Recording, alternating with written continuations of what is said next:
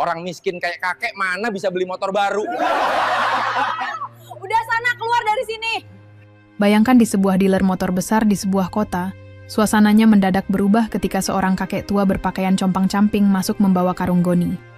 Dialah seorang pemulung tua yang datang dengan satu niat tulus, ingin membelikan motor untuk cucu kesayangannya yang baru lulus sekolah. Namun alih-alih disambut dengan hormat, kakek pemulung itu justru ditertawakan dan dihina oleh para pegawai showroom karena penampilannya yang lusuh. Mereka mengira kakek itu hanya sedang mencari tempat berteduh, bukan calon pembeli. Hingga akhirnya, kebenaran terungkap. Seluruh pegawai dealer terdiam, menangis, dan menyesal saat tahu siapa sebenarnya yang mereka rendahkan. Kisah ini bukan hanya tentang sebuah motor, melainkan tentang harga diri, ketulusan, dan bagaimana dunia masih sering menilai dari penampilan luar. Namun sahabat semuanya, sebelum kita lanjutkan cerita ini, mari tuliskan di komentar, dari mana saja sahabat menonton cerita ini. Semoga yang subscribe channel Sudut Hikmah, kami doakan agar dimudahkan segala urusannya, dilapangkan rezekinya, disehatkan badannya, dan dikabulkan segala hajat dunia akhirat oleh Allah Subhanahu wa Ta'ala. Amin ya Rabbal Alamin. Sekarang mari kita lanjut ceritanya. Siang itu, kota Jatinagara dibalut udara panas yang menyengat. Langit biru terang memantulkan cahaya ke jalanan yang padat. Tempat kendaraan berlalu lalang tak henti. Di tengah kesibukan kota, tampak seorang kakek tua berjalan pelan di pinggir jalan. Tubuhnya kurus, langkahnya gontai. Ia hanya mengenakan kaos tipis usang yang warnanya sudah tak jelas, serta celana kumal yang digulung setinggi betis. Di pundaknya, tergantung sebuah karung goni besar yang penuh dengan barang bekas. Namanya kakek Mursid. Wajahnya tirus dengan kerutan yang dalam, seperti mengukir kisah panjang kehidupan yang tak pernah mudah. Keringat menetes dari dahinya, membasahi leher keriputnya. Tapi meski raganya terlihat rapuh, di matanya ada sinar kuat yang tak bisa disembunyikan. Hari itu, ia tidak sedang memulung seperti biasa. Ada sesuatu yang membuat langkahnya lebih tegas dari biasanya. Sebuah tujuan, sebuah harapan. Ia menggenggam erat tali karungnya, seolah di dalamnya tersimpan mimpi yang sangat berharga. Setelah melewati 2 blok toko dan 1 perempatan, kakek Mursid berhenti di depan sebuah bangunan mewah berlantai 2. Pelangnya besar, bertuliskan, Jatinagara Motor Center. Di balik kaca bening showroom, berjejer motor-motor baru yang mengilap. Dari motor bebek biasa hingga Sportmatic keluaran terbaru. Kakek Mursid menelan ludah. Ia menghela napas panjang. Kedua tangannya yang keriput merapikan ujung kaosnya.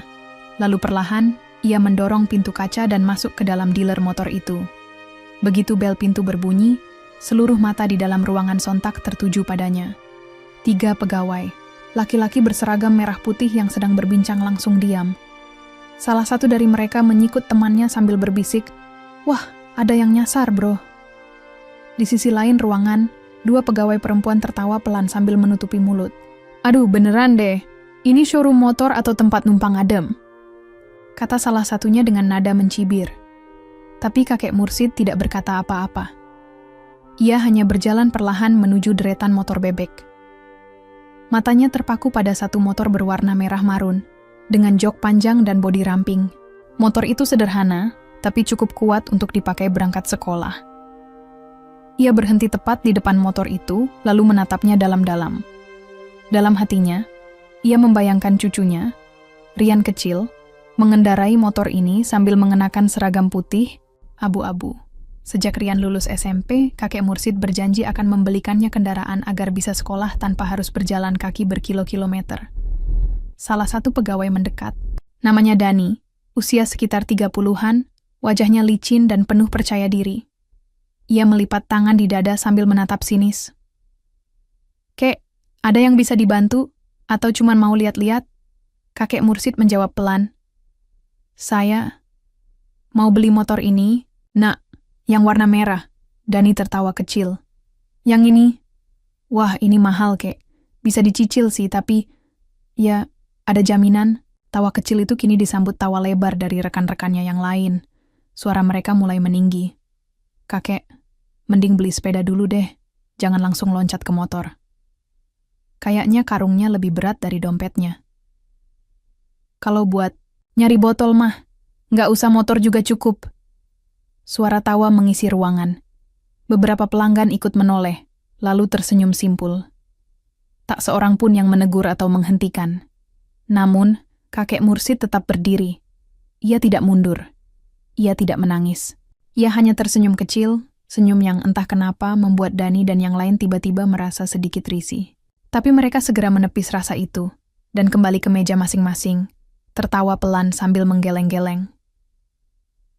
Kakek Mursid membungkuk perlahan ke arah motor, lalu berkata setengah berbisik. Maafkan kakek, nak, sebentar lagi motor ini akan jadi milikmu? Ia berbalik dan melangkah keluar. Langkahnya tetap pelan, tapi ada sesuatu yang berbeda di dalam dadanya. Sesuatu yang mulai menyala.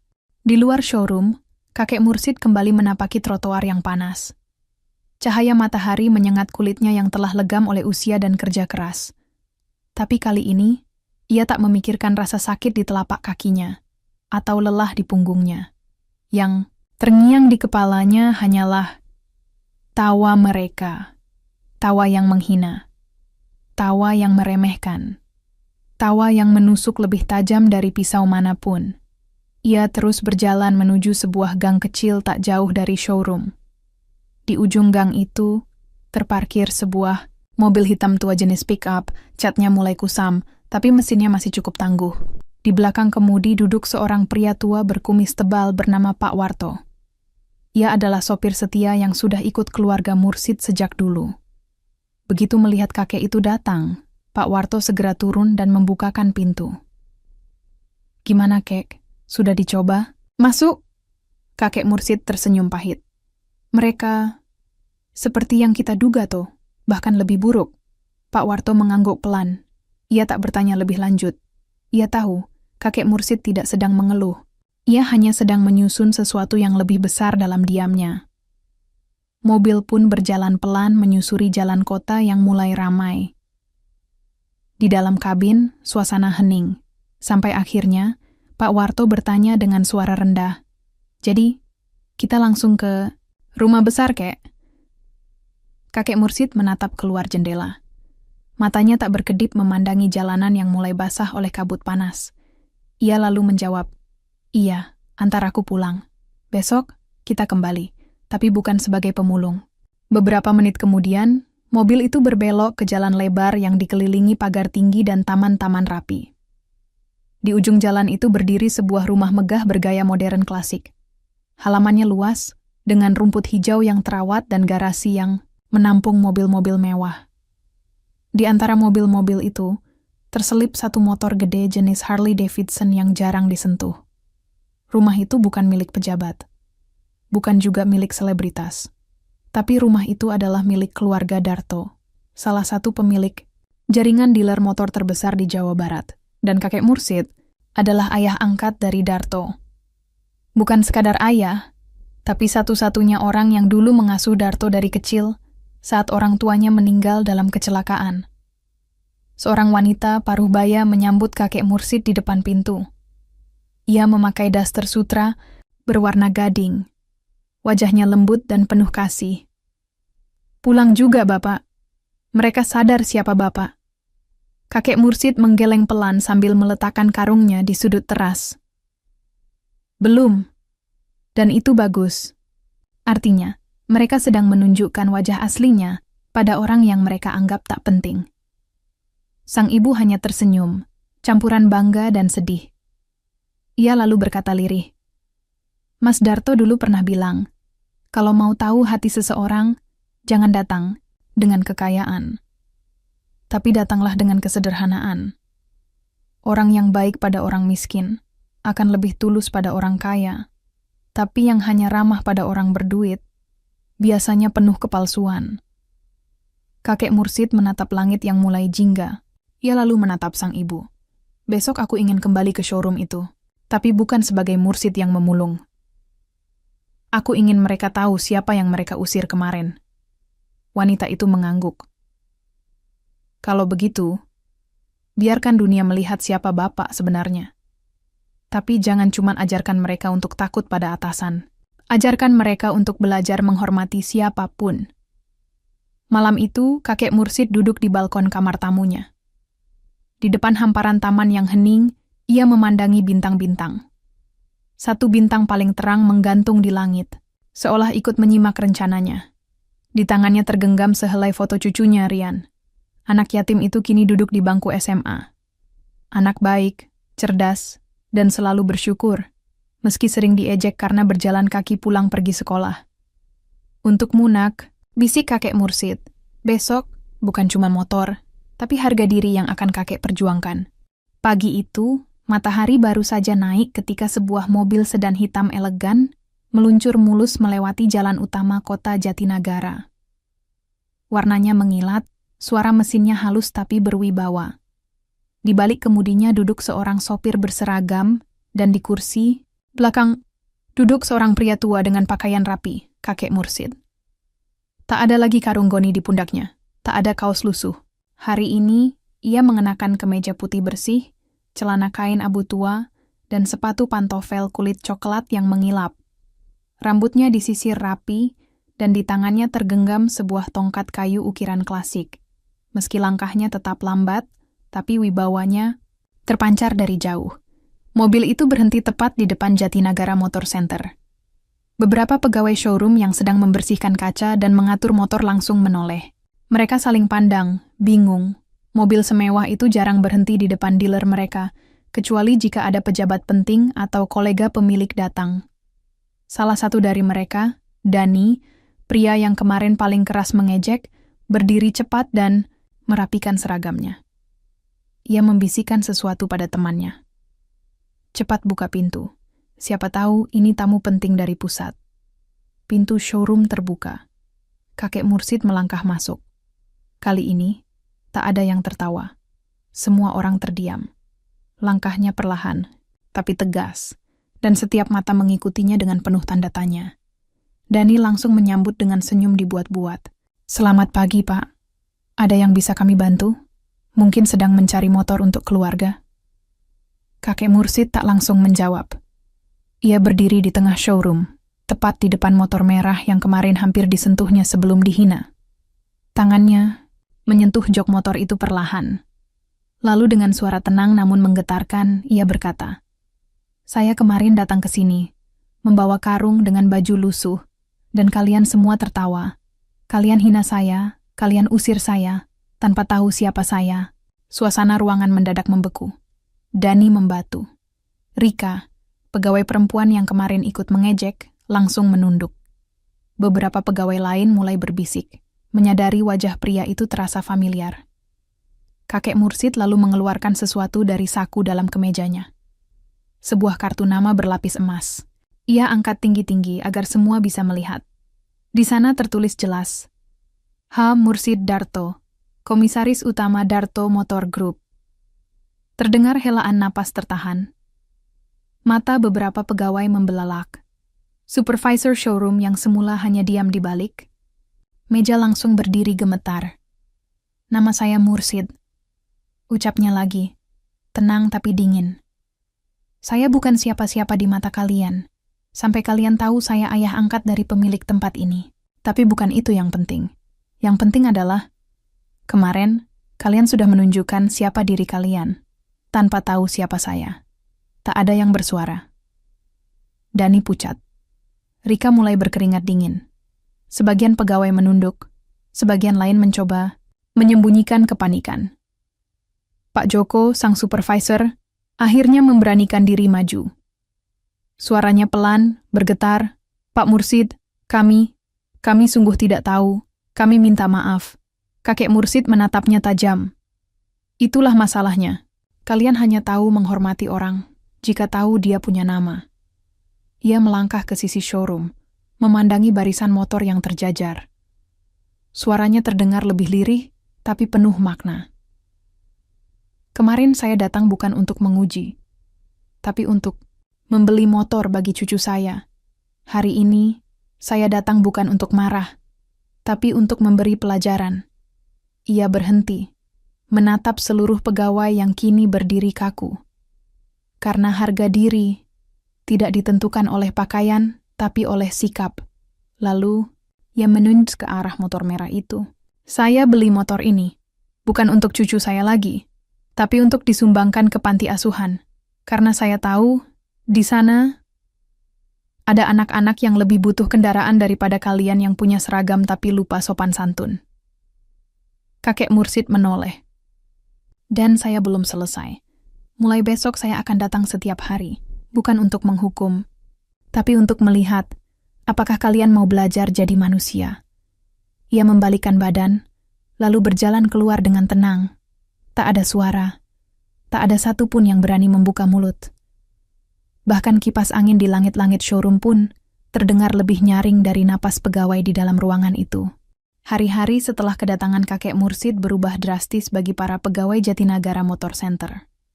Bukan karena ada pengurangan gaji, bukan pula karena surat teguran resmi, tapi karena tatapan tua yang tenang itu terus terbayang di kepala mereka dan menusuk lebih dalam dari amarah atau bentakan. Pagi-pagi sekali, Dani datang lebih cepat dari biasanya. Ia menyapu lantai showroom yang biasa ia lewati tanpa peduli. Ia mengepel ubin dengan tangan sendiri, bukan karena perintah, tapi karena rasa bersalah yang menyesakkan dada. Apa gue segitu sombongnya kemarin? Gumamnya pelan sambil mengelap kaca etalase. Di sudut lain showroom, Rika duduk sendirian, menatap meja customer service. Wajahnya tidak lagi dihias riasan tebal seperti kemarin. Ia membuka buku kecil dan mulai menulis sesuatu. Jangan ulangi kesalahan yang bikin kamu nunduk seumur hidup. Satu demi satu, pegawai berubah. Tanpa ada perintah, tanpa ada peringatan. Hanya karena mereka tahu, mereka telah gagal menjadi manusia kemarin. Pada hari keempat, seorang bapak tua datang ke showroom. Pakaian si bapak sangat sederhana, hanya mengenakan kaos berlubang dan sandal jepit tipis. Tak ada yang menemani, tak ada kendaraan yang mengantar. Ia melangkah pelan, matanya menatap motor-motor di etalas. Dulu, Rika pasti hanya akan melirik lalu mengabaikan. Tapi kali ini, ia bangkit dari kursinya. Ia menghampiri si bapak sambil membawakan air mineral. Selamat datang, Pak. Silakan duduk. Mau lihat motor jenis apa? Si bapak menatapnya, ragu, seolah tak percaya disambut dengan sopan. Saya cuma mau cari motor buat anak saya, Mbak. Baru lulus kuliah, tapi belum punya kendaraan. Rika tersenyum tulus. Kalau begitu, mari saya bantu carikan yang cocok dan irit. Bapak nggak perlu khawatir soal harga. Tak jauh dari situ, Dani memperhatikan percakapan itu. Ia tersenyum kecil. Dalam hati, ia tahu showroom ini sedang mengalami sesuatu yang luar biasa. Sesuatu yang tak bisa diukur dengan omzet atau target bulanan. Supervisor showroom, Pak Joko, tak tinggal diam. Ia mengumpulkan seluruh pegawai di ruang istirahat dan memasang tulisan besar di dinding. Semua orang berhak dihormati, bukan karena hartanya, tapi karena ia manusia. Ia bahkan memutar video dokumenter tentang miliarder yang menyamar jadi tukang becak, hanya untuk melihat siapa yang tulus menghargai orang dari dalam, bukan dari luar. Tak satu pun dari mereka menyangkal bahwa perubahan telah dimulai. Setiap malam, para pegawai showroom pulang dengan pikiran yang berat. Tapi bukan tentang target penjualan, bukan tentang laporan bulanan, melainkan tentang diri, mereka sendiri. Tentang bagaimana mereka bisa jadi manusia yang lebih baik dari hari kemarin. Dan di kejauhan, dari seberang jalan, di dalam mobil hitam yang parkir diam-diam, kakek Mursid duduk tenang, mengenakan kacamata hitam dan topi tua. Ia mengamati showroom dari balik jendela kaca, ia tak masuk. Ia tak menyapa, ia hanya menulis sesuatu di buku kecil di pangkuannya. Manusia bisa berubah jika diberi kesempatan, bukan hanya hukuman. Hari itu adalah hari ke-7 sejak kakek Mursid kembali ke showroom. Sejak pagi, suasana di Jatinagara Motor Center terasa berbeda. Tak ada suara tawa santai atau obrolan ringan di antara pegawai. Semuanya berjalan dalam diam, tegang, gelisah, seperti menanti ujian yang tak tahu akan lulus atau gagal. Dani berdiri di depan kaca besar showroom. Ia mengenakan kemeja yang disetrika sendiri sejak subuh. Rambutnya dipotong rapi, Dan kali ini tak ada parfum mahal yang biasanya ia semprotkan. Wajahnya tenang, tapi jari-jarinya terus menggenggam dan melepaskan ujung baju. Di sisi lain, Rika duduk bersandar di kursi depan ruang pelayanan. Di telapak tangannya, ada kertas kecil yang ia genggam erat. Kertas itu bertuliskan doa pendek yang ditulis oleh ibunya pagi tadi sebelum ia berangkat kerja.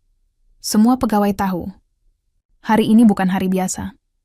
Hari ini adalah hari ketika kakek Mursid akan datang. Bukan sebagai pengunjung, bukan sebagai orang biasa, tapi sebagai sosok yang diam-diam mengamati mereka dari kejauhan selama seminggu terakhir. Pukul 10 tepat, sebuah mobil sedan hitam berhenti di depan showroom. Sopir turun dan membuka pintu belakang. Dari dalam, kakek Mursid keluar dengan langkah tenang. Kali ini, ia mengenakan pakaian sederhana. Kemeja abu-abu muda, celana kain hitam, dan jam tangan, kulit tua yang sudah pudar warnanya. Tak ada kemewahan, hanya ketegasan dan ketenangan. Seluruh pegawai berdiri membentuk barisan rapi di depan pintu masuk. Mereka membungkuk sopan. "Selamat pagi, Pak Mursid," ucap mereka serempak.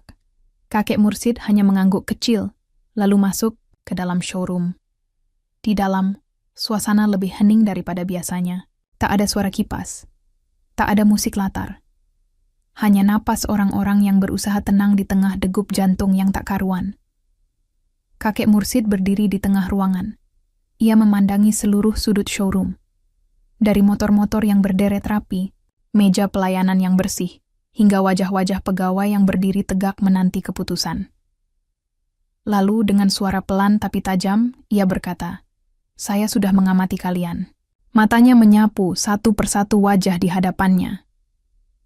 Bukan lewat CCTV, bukan dari laporan supervisor, tapi dari balik kaca jendela, dari dalam mobil, dari senyap yang kalian tak sadari. Beberapa pegawai saling pandang. Dani menunduk. Rika menggenggam tangan sendiri, menahan air mata, dan yang saya lihat, kakek Mursid berhenti sebentar. Membuat saya bangga.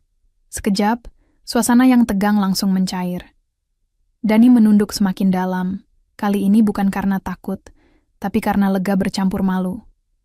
Rika menutup mulutnya, menahan tangis yang hampir pecah. "Kalian sudah belajar," lanjut kakek Mursid. "Kalian mulai menghargai siapapun yang masuk ke showroom ini. Kalian mulai paham bahwa pelayanan bukan soal uang, tapi soal penghargaan pada sesama manusia." Ia melangkah ke arah meja, kasir, membuka sebuah map, dan meletakkan beberapa lembar kertas di sana. "Saya punya keputusan." Seluruh mata menatap ke arahnya. Mulai hari ini, showroom ini akan menjalankan program baru. Namanya, Pelayanan Tanpa Syarat. Siapapun yang bersikap diskriminatif akan langsung dikeluarkan. Tapi siapapun yang menjaga nilai-nilai ini akan saya angkat menjadi karyawan tetap dengan bonus tahunan khusus. Suara isak kecil terdengar dari salah satu pegawai perempuan di belakang. Dani memejamkan mata. Tak sanggup menahan air matanya, kolegi Rika melangkah maju. Dengan suara bergetar, ia berkata, "Terima kasih, Pak Mursid, karena Bapak tidak langsung memecat kami, karena Bapak memberi kami kesempatan untuk berubah." Kakek Mursid menepuk bahunya pelan. "Saya percaya, manusia terbaik bukan yang sempurna, tapi yang bisa mengakui kesalahan lalu memperbaikinya." Hari itu, showroom motor yang dulu penuh cemooh dan kesombongan berubah menjadi tempat di mana martabat manusia dihargai. Dan semua itu dimulai dari seorang kakek dengan karung goni dan hati yang tulus. 1 bulan telah berlalu sejak hari penilaian itu. Suasana Jatinagara Motor Center kini sangat berbeda. Dulu, banyak pelanggan datang karena merek motor atau promosi bulanan. Tapi sekarang, banyak yang datang bukan untuk beli, melainkan untuk merasakan sesuatu yang baru. Senyuman pegawai bukan lagi dibuat-buat. Sambutan hangat tak lagi ditujukan hanya pada mereka yang berpakaian rapi. Semua orang, siapapun mereka, disambut dengan hormat yang sama. Dani, yang dulu dikenal sebagai pegawai paling sinis, kini jadi orang pertama yang datang setiap pagi.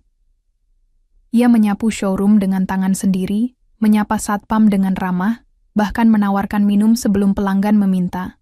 Tak ada lagi sisa-sisa arogansi di wajahnya. Di sela-sela kesibukan, ia sering melirik ke arah poster besar yang dipasang di dinding ruang istirahat. Semua orang layak dihormati, bukan karena hartanya, tapi karena mereka manusia. Rika pun telah berubah. Ia bukan hanya sopan, tapi juga menjadi contoh. Ia mengingatkan rekan-rekannya agar tidak mengulang kesalahan yang dulu. Jika ada pegawai baru yang lupa senyum atau meremehkan pelanggan, Rika lah yang pertama menegur dengan lembut namun tegas. Ia bahkan menjadi inisiator program pelatihan etika pelayanan untuk showroom lain milik grup Darto. Dari sekadar pegawai, bagian informasi, kini Rika menjadi panutan. Di antara mereka, Pak Joko sebagai supervisor mengambil peran yang lebih dalam. Ia tak lagi hanya memantau angka penjualan, tapi juga mengawasi cara bicara, bahasa tubuh, dan ekspresi para staf. Ia paham bahwa keberhasilan tempat ini bukan sekadar omzet, tapi juga kehangatan yang dirasakan pelanggan. Showroom ini mulai dikenal, bukan karena promosi, tapi karena cerita tentang seorang kakek tua yang dihina, tapi justru datang kembali untuk memberi pelajaran. Cerita tentang para pegawai yang pernah salah, tapi mau berubah. Di seberang showroom, setiap beberapa hari sekali, sebuah mobil hitam sering terparkir, diam. Di kursi belakangnya duduk kakek Mursid, dengan kacamata hitam dan buku catatan kecil di pangkuannya. Ia tak masuk. Ia hanya memperhatikan dari kejauhan, mencatat, dan sesekali tersenyum. Di dalam bukunya tertulis banyak hal, tapi satu kalimat yang selalu ia ulang-ulang setiap malam adalah, "Jika kau beri manusia kesempatan, ia akan tumbuh. Tapi jika kau beri manusia penghinaan, ia akan membusuk." Hari Jumat pagi, showroom dibuka sedikit lebih awal. Hari itu, semua pegawai berdiri rapi di depan pintu masuk, mengenakan seragam baru berwarna biru tua, dengan logo kecil bertuliskan, "Pelayanan tanpa syarat." Saat itu, seorang pria muda dengan wajah bersih dan rambut rapi datang membawa anak perempuannya yang duduk di bangku SMP. Mereka datang hanya untuk melihat-lihat. Sang ayah mengenakan kemeja lama dan celana lusuh, tapi disambut dengan senyum dan hormat. Rika sendiri yang menyambut, lalu menawarkan minuman dingin. Dani datang tak lama kemudian dan berkata, "Pak, kalau berkenan, nanti anak Bapak bisa coba. Duduk di motor pilihan. Kami bantu ukur kenyamanan dan ukuran joknya." Si Bapak tersenyum malu. "Saya belum pasti beli, Mas. Cuman lihat-lihat dulu." Dani menjawab lembut, "Tak apa, Pak. Di sini, orang yang melihat tetap kami hormati. Kami cuma ingin semua merasa nyaman." Mata sang bapak berkaca-kaca. Ia lalu menoleh ke anak perempuannya. "Nak, ingat, hormat itu tidak hanya untuk yang kaya, tapi untuk semua yang punya hati." Beberapa pelanggan lain memperhatikan interaksi itu.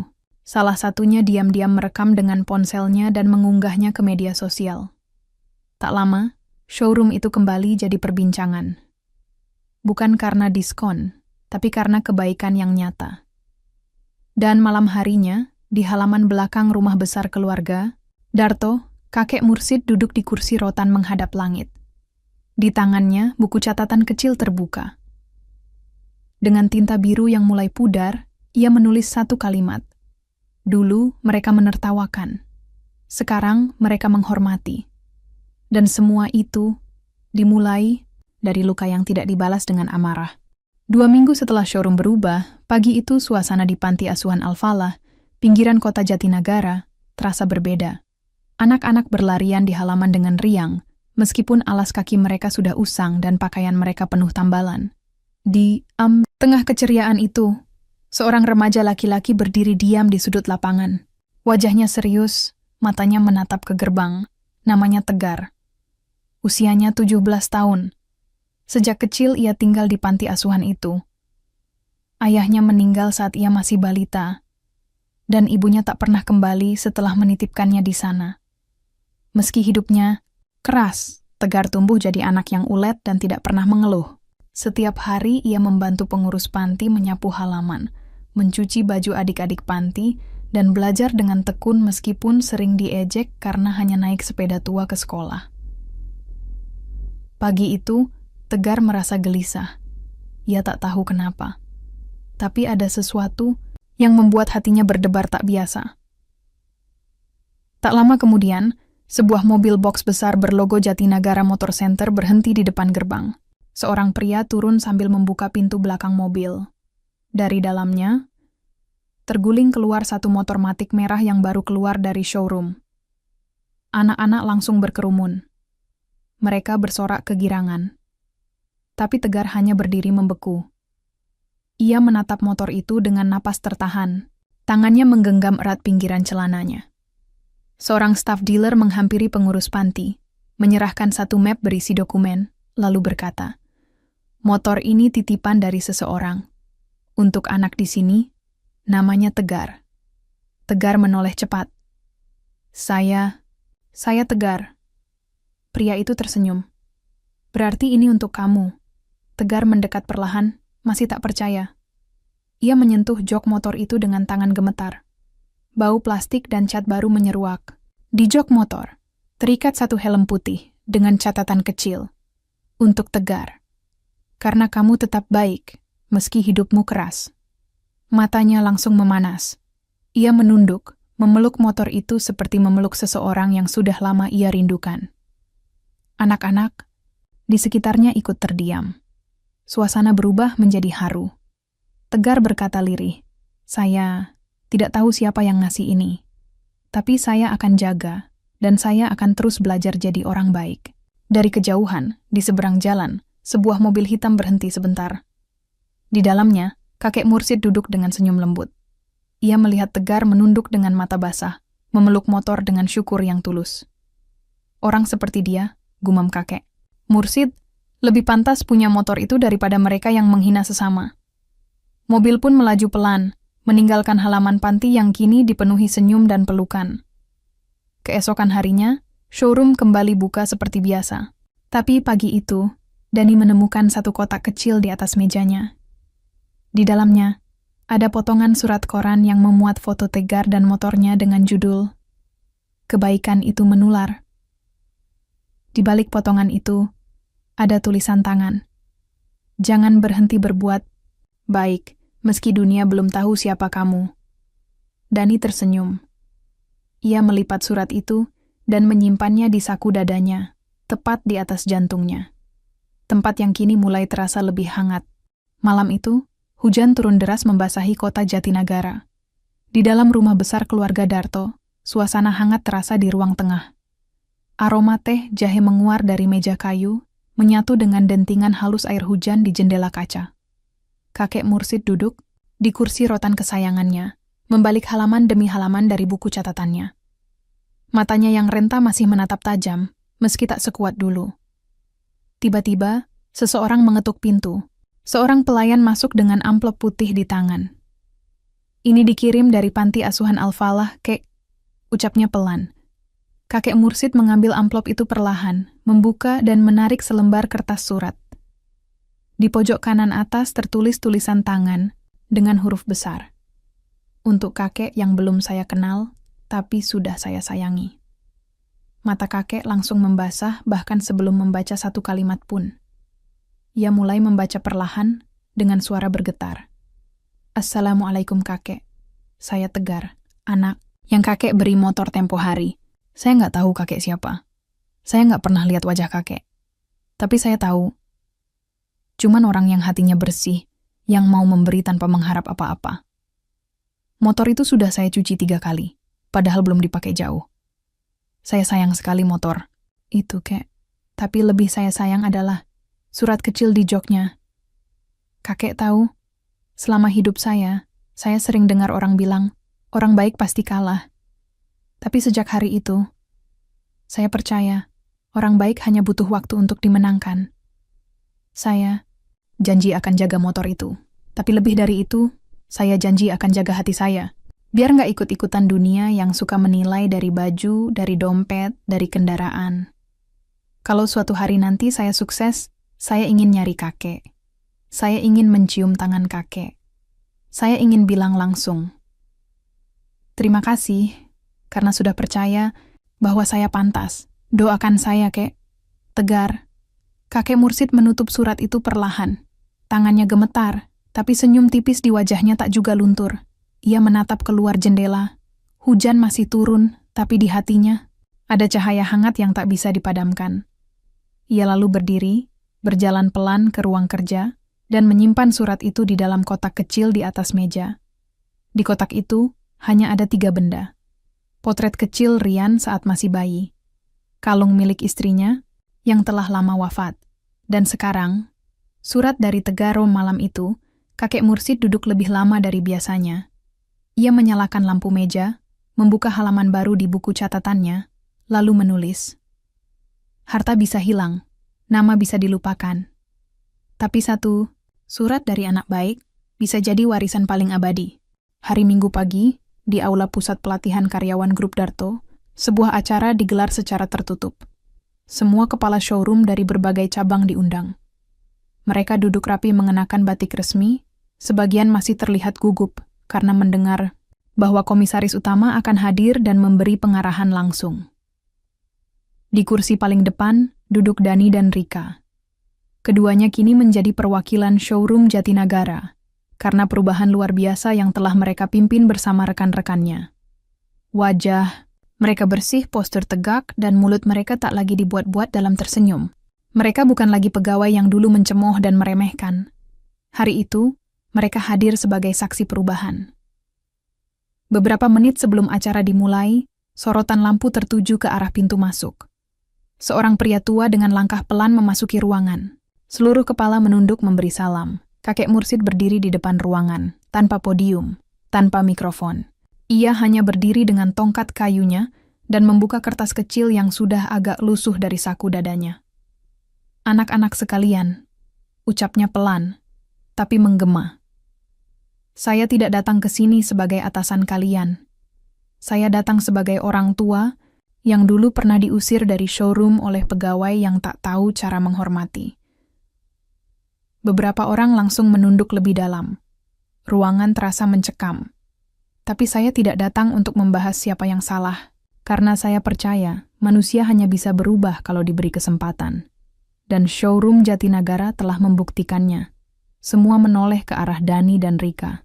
Wajah keduanya merona. Bukan karena malu, tapi karena haru.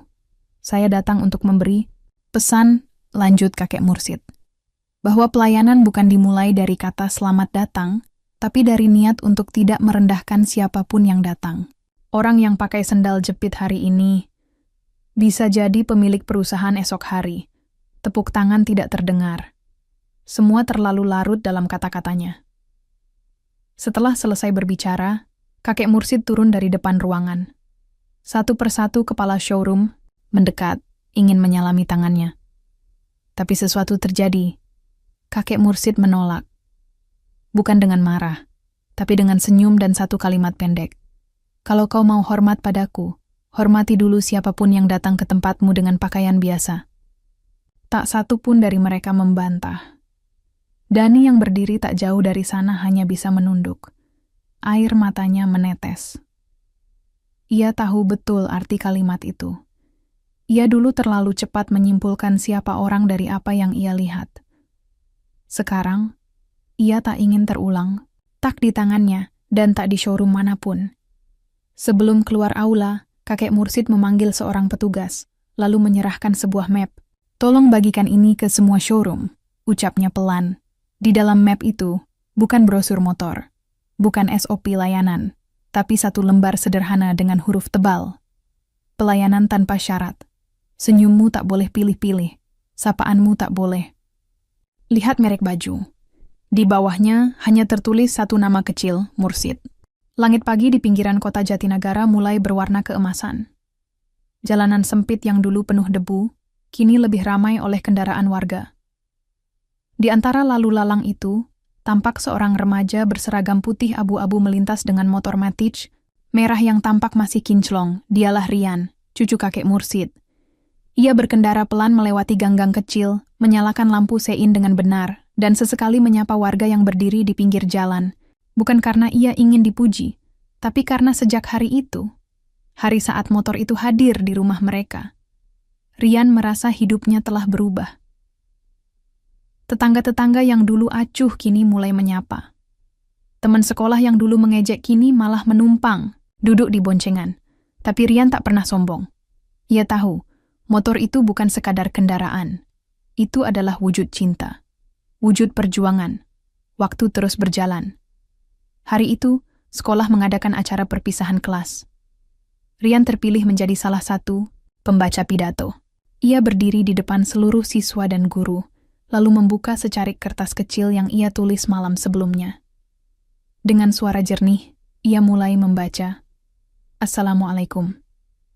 Saya Rian, anak yang selama 3 tahun ini berangkat sekolah dengan berjalan kaki.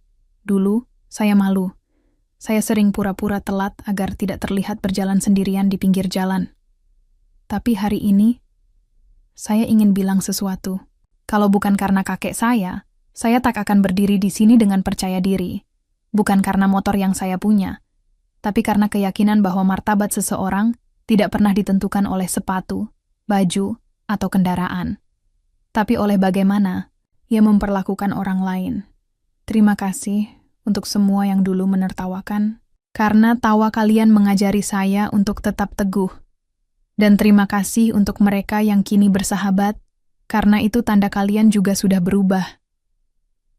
Dan untuk kakek Mursid, terima kasih kek. Motor ini bukan milikku, tapi akan jadi kendaraan untuk membagi kebaikan." Seketika aula sekolah sunyi, tak ada tepuk tangan, hanya raut wajah haru dan tatapan yang penuh makna. Di antara kerumunan, di pojok aula, berdiri seorang kakek tua mengenakan baju batik coklat dan peci hitam, menyeka air mata dengan ujung sarungnya. Tak ada yang tahu siapa dia, tapi hanya satu orang yang menyadari kehadirannya, Rian. Begitu acara usai, Rian turun dari panggung dan menghampiri sosok itu. Mereka berdiri berhadapan, tak satu pun berkata apa-apa selama beberapa detik.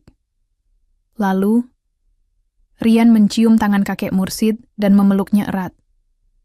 "Terima kasih, kek," bisiknya. Kakek Mursid tak menjawab. Ia hanya menepuk punggung cucunya pelan, lalu berkata dengan suara serak, "Teruslah jadi manusia, sebelum jadi siapa-siapa." Sejak program pelayanan tanpa syarat dijalankan di seluruh cabang grup Darto, suasana showroom di berbagai kota pun mulai berubah.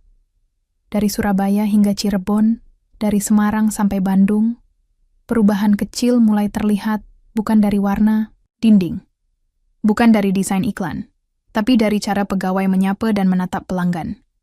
Dulu, showroom hanya ramai saat ada promo, tapi kini, banyak pelanggan datang hanya untuk merasakan dihargai. Mereka cerita, mereka bertanya, mereka duduk berlama-lama. Dan pegawai tidak lagi melirik jam, tidak lagi memilih siapa yang dilayani duluan. Di showroom Jatinagara, yang menjadi percontohan nasional, suasana hangat itu semakin terasa. Dani kini diangkat menjadi kepala pelayanan cabang, bukan karena senioritas, tapi karena ia pernah terjatuh dan mau berubah. Rika, di sisi lain, dipindahkan ke cabang baru di Cibinong, membawa misi yang sama, menularkan budaya hormat tanpa syarat. Di ruang istirahat showroom Jatinagara, kini tergantung sebuah bingkai besar. Di dalamnya bukan foto piala atau grafik penjualan, tapi foto kakek Mursid sedang duduk di kursi rotan dengan senyum kecil, memegang buku catatan tuanya. Di bawahnya tertulis, "Kita tak butuh pelanggan kaya. Kita hanya butuh pegawai yang tahu caranya menghargai manusia." Setiap pagi, sebelum showroom dibuka, semua pegawai berdiri sejenak di depan bingkai itu. Tak ada upacara, tak ada doa panjang, hanya keheningan sebagai bentuk penghormatan bahwa tempat ini berdiri bukan karena uang, tapi karena nilai. Dan di lantai showroom, di dekat pintu masuk, ada satu motor yang tidak pernah dijual. Motor matic merah, dipajang dengan tulisan kecil. "Ini bukan motor, ini peringatan." Karena tempat ini pernah menertawakan seorang kakek yang hanya ingin membahagiakan cucunya. Motor itu tidak pernah berpindah, bahkan dibersihkan dengan tangan, bukan lap mesin. Setiap kali pegawai baru masuk, Mereka selalu diajak berdiri di depan motor itu. Lalu ditanya satu pertanyaan. Kalau dia datang lagi, dan pakai baju yang sama, apa yang akan kamu lakukan? Dan tak satu pun yang berani menjawab dengan enteng. Sore hari, ketika showroom mulai sepi, Dani duduk di ruang kasir sambil menatap keluar jendela. Hujan turun pelan. Ia membuka dompetnya, mengambil satu kertas lipat yang selalu ia simpan. Potongan koran tentang Tegar dan motornya. Ia tersenyum kecil, lalu bergumam. Kalau bukan karena kakek Mursid, aku mungkin masih jadi orang yang menilai orang lain dari sendalnya. Tak jauh dari sana, seorang pelanggan masuk. Pria tua dengan jas hujan plastik dan sepatu basah.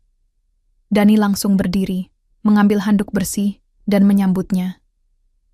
Selamat datang, Pak. Mari saya bantu keringkan jaketnya dulu. Bapak mau lihat motor yang mana? Dan pria tua itu tersenyum. Bukan karena sambutan itu sopan, tapi karena sambutan itu tulus. Waktu terus berlalu. Musim berganti. Tapi nama kakek Mursid perlahan menjadi bisik-bisik hormat di kalangan showroom motor seluruh kota. Ia bukan tokoh publik, bukan pemilik saham mayoritas. Tapi namanya tertanam di hati orang-orang yang pernah ia ubah dengan caranya yang tenang, tapi dalam. Suatu pagi yang sejuk, di rumah besar keluarga Darto, kakek Mursid duduk di kursi tamannya, mengenakan sarung dan sweater tipis. Di pangkuannya terbuka sebuah album foto. Di antara lembarannya terselip potret-potret showroom dari berbagai kota, lengkap dengan tulisan tangan dari para kepala cabang. Kami berubah karena satu senyum. Kami belajar dari orang yang tak pernah bicara keras. Kami bangga pernah dihukum oleh hati nurani. Satu demi satu halaman dibuka, hingga kakek Mursid berhenti di foto Tegar, yang kini mengenakan jaket sekolah dan memegang helm di tangan. Di belakangnya tampak tembok panti asuhan yang kini telah diperbaiki. Di pojok kanan bawah tertulis, "Aku akan meneruskan nilai-nilai ini, Kek." Seketika matanya berkaca-kaca. Hari itu, Rian pulang sekolah lebih awal. Ia masuk ke taman, lalu duduk di samping kakek Mursid, ikut memandangi album yang masih terbuka. "Kakek," ujarnya lirih. "Kenapa kakek nggak pernah ceritain hal-hal ini ke media? Biar orang tahu perjuangan kakek." Kakek Mursid tersenyum. Kalau orang berubah karena ingin dilihat, maka perubahan itu hanya sementara.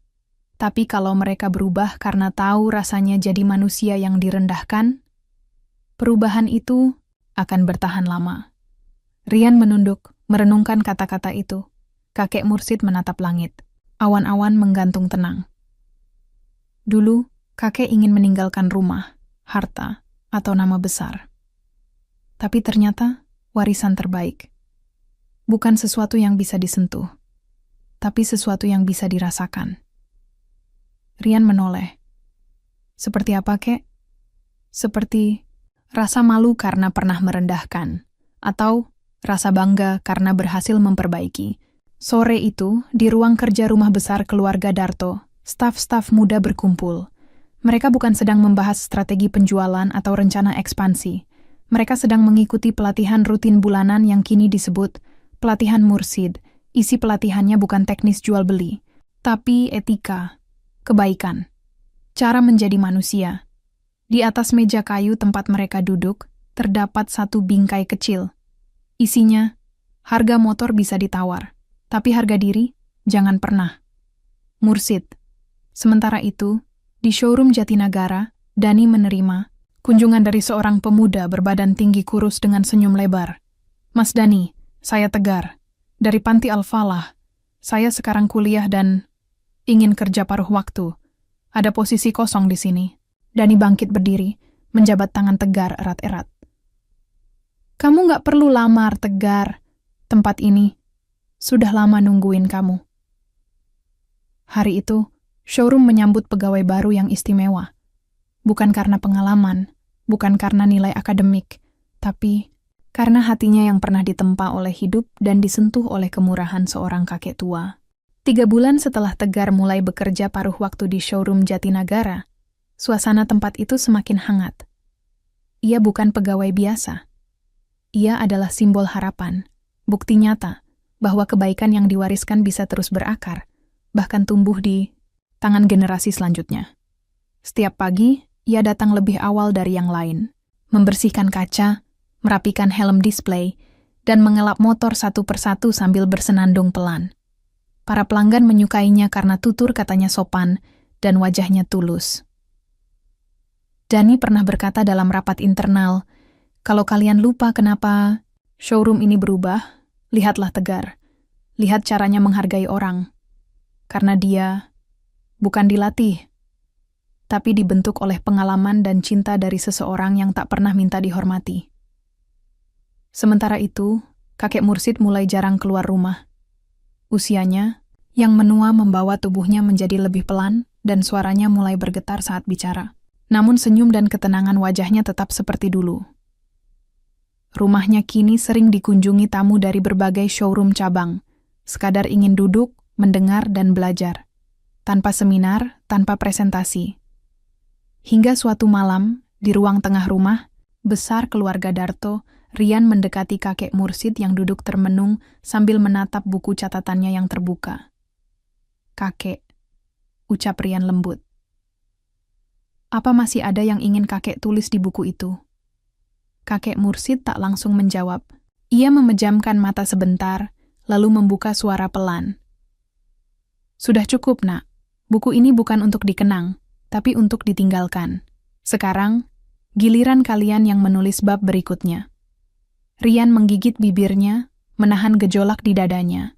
Ia tahu, malam itu terasa berbeda.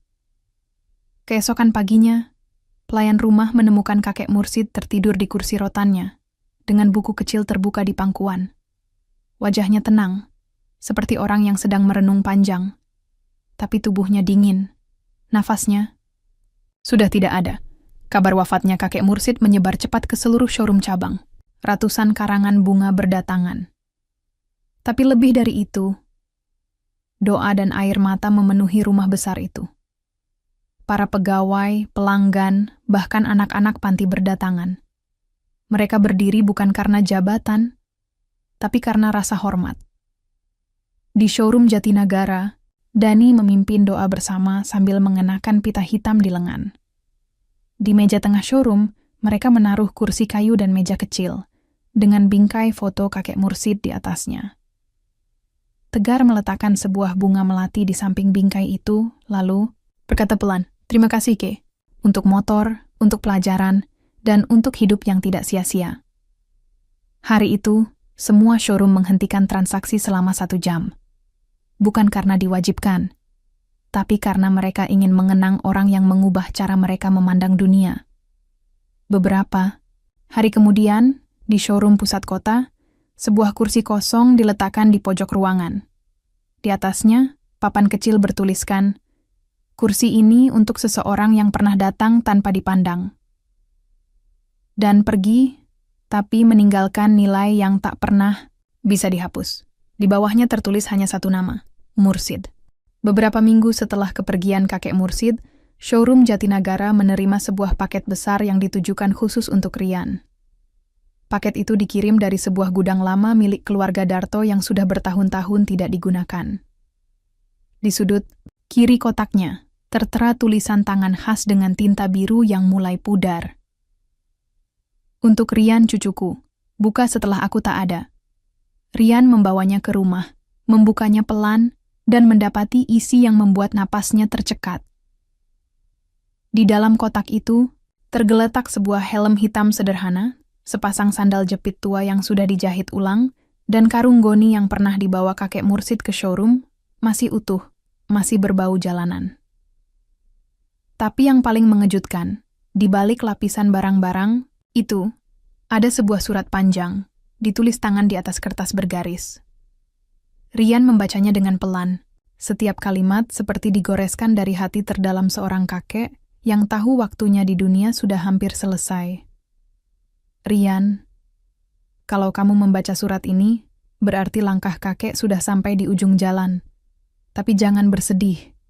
Kakek tidak pernah benar-benar pergi. Kakek akan tetap ada, di setiap senyum yang kamu berikan pada orang asing, di setiap tangan yang kamu tolong tanpa alasan. benda-benda yang kamu lihat dalam kotak ini. Mungkin terlihat remeh, tapi semuanya punya cerita. Helm itu, dulu kakek beli dengan menabung hasil memulung selama 3 bulan. Bukan untuk dipakai, tapi untuk kakek bayangkan. Kamu memakainya suatu hari, naik motor pertama kalian. Sandal itu sudah kakek pakai lebih dari 5 tahun. Bukan karena tidak mampu beli baru, tapi karena kakek ingin terus berjalan di jalan yang sama. Jalan yang mengajarkan kakek tentang rasa sabar dan syukur. Dan karung itu pernah jadi bahan tawa orang-orang. Tapi justru dengan karung itu, kakek bisa melihat wajah asli manusia. Rian, suatu hari nanti, kamu akan tumbuh jadi pria dewasa. Dunia akan memberimu banyak pilihan. Uang, nama besar, kehormatan. Tapi jangan lupa, pilihan paling berharga adalah tetap menjadi manusia yang tahu caranya menghargai orang lain. Jika kamu berhasil, kamu tak hanya meneruskan warisan kakek, kamu sudah jadi warisan itu sendiri. Dengan cinta yang tak akan pernah selesai, Mursid Rian tak bisa menahan air mata. Ia memeluk kotak itu seolah memeluk sosok yang sudah tiada. Di luar kamar, angin sore meniup lembut tirai jendela, seolah ikut menyampaikan salam perpisahan dari langit. Di showroom Jatinagara, kursi kosong di pojok ruangan kini diberi tambahan kecil. Di sini pernah duduk seseorang yang tak punya apa-apa, tapi meninggalkan segalanya. Dan di hari ulang tahun showroom ke-10, seluruh karyawan baru diambil sumpah untuk satu hal yang tak pernah berubah. Hormat bukan karena uang, tapi karena hati. Beberapa tahun telah berlalu sejak showroom Jatinagara menjadi pusat perubahan. Tempat itu tak lagi sekadar tempat jual beli motor, tapi telah menjadi tempat belajar tentang rasa, tentang hati, tentang harga diri. Di seluruh cabang Darto Motor, grup nama Mursid terus disebut dalam pelatihan karyawan, dalam diskusi internal, bahkan dalam rapat tahunan para pemegang saham. Tegar kini telah lulus kuliah. Ia bekerja sebagai kepala layanan pelanggan nasional dan menjadi pembicara tetap dalam pelatihan moral perusahaan. Dalam setiap forum, ia membuka dengan satu kalimat yang tak pernah berubah. Kalau bukan karena seseorang yang dulu dihina karena membawa karung, saya tak akan berdiri di sini. Di showroom pusat, sebuah ruang kecil diubah menjadi galeri kenangan. Di dalamnya, tergantung lusinan foto, diorama, dan benda-benda yang menyimpan nilai. Ada helm hitam, karung goni, bahkan potongan lantai showroom, lama yang dulu dipijak oleh kaki kakek Mursid. Di tengah ruangan itu, terdapat satu cahaya lampu lembut yang menyinari kursi rotan tua. Kursi itu kosong, tak boleh diduduki oleh siapapun. Di sampingnya, hanya ada bingkai kecil bertuliskan, "Warisan bukan ditinggalkan dalam bentuk tanah atau uang, tapi dalam cara orang mengenangmu ketika kamu tak lagi ada." Dan setiap karyawan, baru yang diterima, diwajibkan berdiri di depan kursi itu. Tidak untuk berjanji, tidak untuk bersumpah, tapi untuk diam selama 1 menit, mengenang sosok yang telah mengubah arah hidup banyak orang, hanya dengan ketulusan. Suatu hari, Rian, yang kini telah tumbuh menjadi pria dewasa dan memimpin sebagian besar operasional showroom, berjalan sendirian di gang kecil, tempat dulu kakeknya berjalan pelan dengan membawa karung goni. Ia berdiri di tempat di mana semua cerita bermula, di depan bekas toko kelontong kecil yang kini sudah menjadi ruko modern. Rian menatap sekeliling, lalu berjongkok, menyentuh tanah, dan membisikkan sesuatu. Dari jalan ini, kakek mengubah hidup banyak orang, bukan dengan uang, tapi dengan sabar, senyum, dan luka yang tidak dibalas. Dan saat malam turun, di langit yang bersih, satu bintang bersinar lebih terang dari yang lain. Rian menatap ke atas dan tersenyum. Karena ia tahu, di balik cahaya bintang itu, ada jiwa yang telah pulang dengan cara yang paling terhormat. Sahabat semuanya, terima kasih sudah menyimak cerita ini hingga selesai. Semoga cerita tadi bisa memberikan banyak pelajaran kepada kita semua. Sebelum kami akhiri video ini, jika kalian berkenan dan menyukai cerita seperti ini, jangan lupa klik suka, tinggalkan komentar, bagikan cerita ini kepada sahabat kalian, dan pastikan subscribe channel Sudut Hikmah agar kalian bisa selalu menonton cerita-cerita terbaru dan inspiratif dari channel kami.